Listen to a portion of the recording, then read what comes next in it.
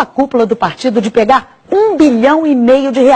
Vamos ver os 8 denunciados? Olha só, o ex-presidente Lula aparece na denúncia como chefe e grande idealizador do esquema. E em seguida, a ex-presidente Dilma Rousseff vem como a grande negociadora na compra de apoio, junto com os ex-ministros Antônio Palocci, Guido Mantega, Edinho Silva e Paulo Bernardo. A senadora Gleisi Hoffmann, atual presidente do partido, e o ex-tesoureiro João Vacari Neto completam a cúpula petista de denunciados.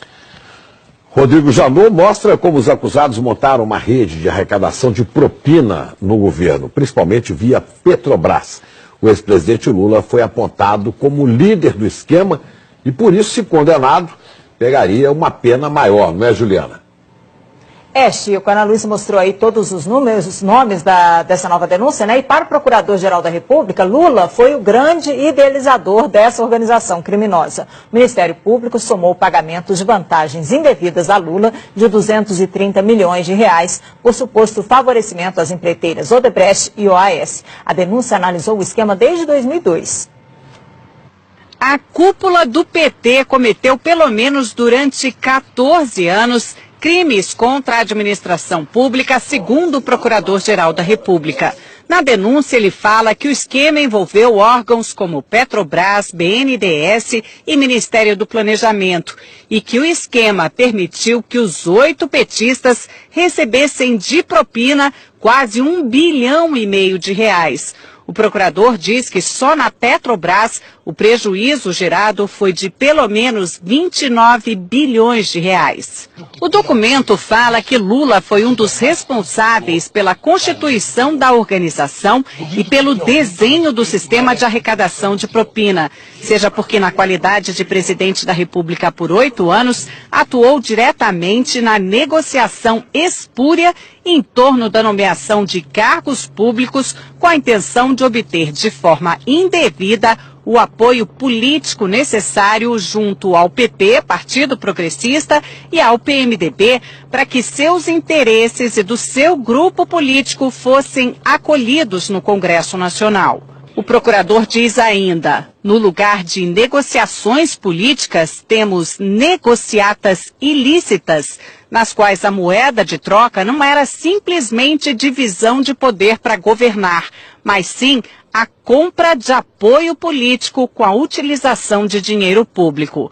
Rodrigo Janot define o ex-presidente Lula desse jeito, o grande idealizador da organização criminosa. E detalha os papéis de cada um dos denunciados. Relata que Lula, Dilma e o ex-ministro Antônio Palocci negociaram com o PMDB da Câmara apoio em troca de cargos públicos relevantes que poderiam ser instrumentalizados, como de fato foram, para a arrecadação de propina. Diz que o ex-tesoureiro João Vacari era o responsável pela cobrança de propina no varejo junto às diversas empresas que se relacionavam com o governo federal durante os governos Lula e Dilma. E que os ex-ministros Antônio Palocci e Guido Mantega eram os interlocutores diretos de Lula e Dilma nas negociações que envolviam a cobrança de propina em valores mais relevantes.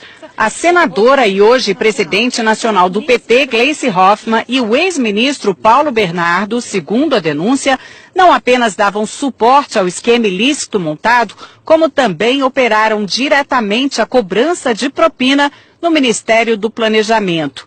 Diz ainda que Gleisi foi uma das mais beneficiadas nos esquemas ilícitos mantidos pela organização criminosa na Petrobras, no Ministério do Planejamento, junto ao Odebrecht e a JF.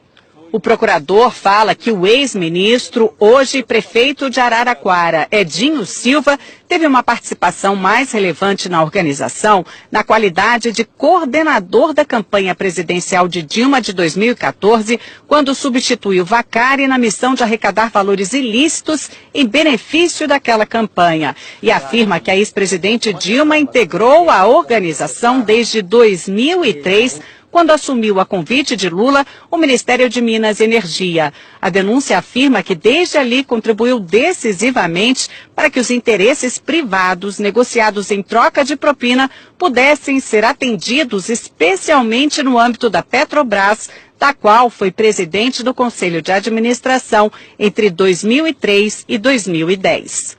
Outro trecho do documento diz que chama atenção a quantidade de contas correntes de propina mantidas pelos petistas junto a grupos empresariais dominantes no cenário econômico brasileiro.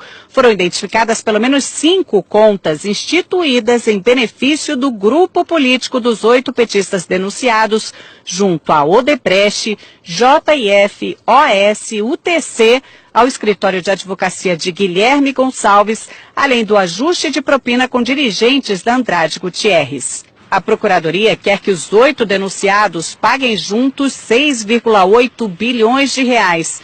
Seriam 6 bilhões e meio de reais para a Petrobras, mais 150 milhões de reais por danos materiais e outros 150 milhões por danos morais, por lesões à ordem econômica, à administração da justiça e à administração pública. O procurador-geral, Rodrigo Janot, quer que os 8 petistas sejam condenados pelo crime de participação em organização criminosa, com pena maior para o ex-presidente Lula apontado como líder.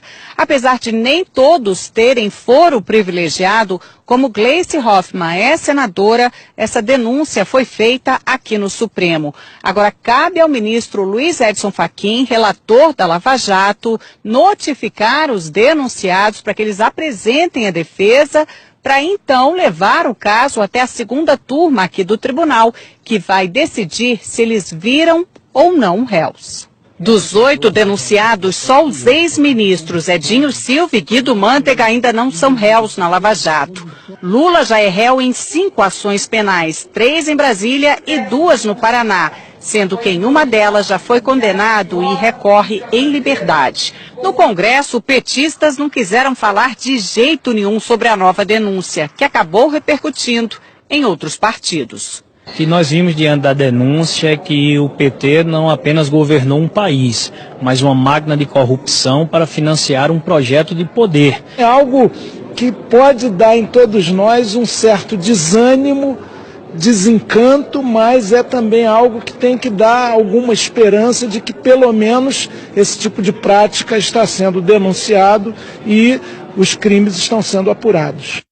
A assessoria de Dilma Rousseff diz que não foram apresentadas provas ou indícios de materialidade de crime e que a denúncia não tem fundamento e que caberá ao Supremo garantir direito de defesa e rejeitar a denúncia. O ex-presidente Lula disse que não conhece o teor da denúncia, que esse é mais um exemplo de mau uso das leis para persegui-lo, que não praticou qualquer crime, muito menos participou de uma organização criminosa. Afirmou que a denúncia é uma ação política.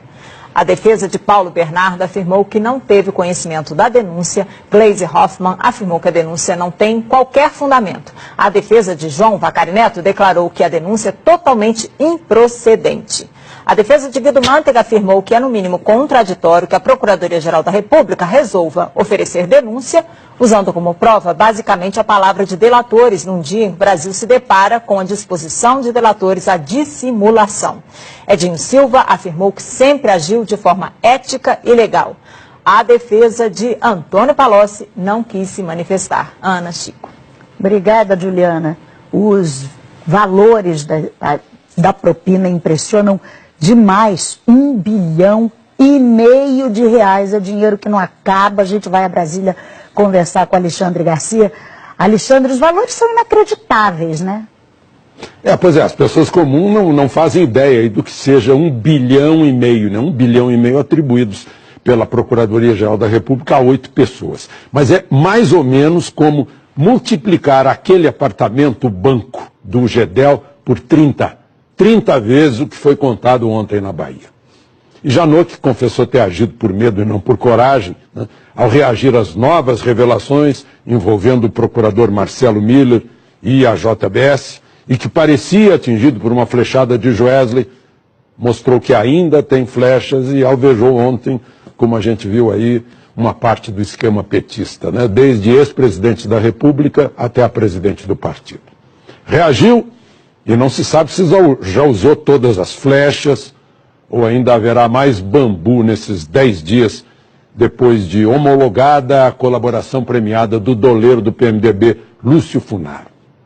Olha, aquele apartamento emprestado na Bahia cheio de dinheiro é um retrato da corrupção brasileira.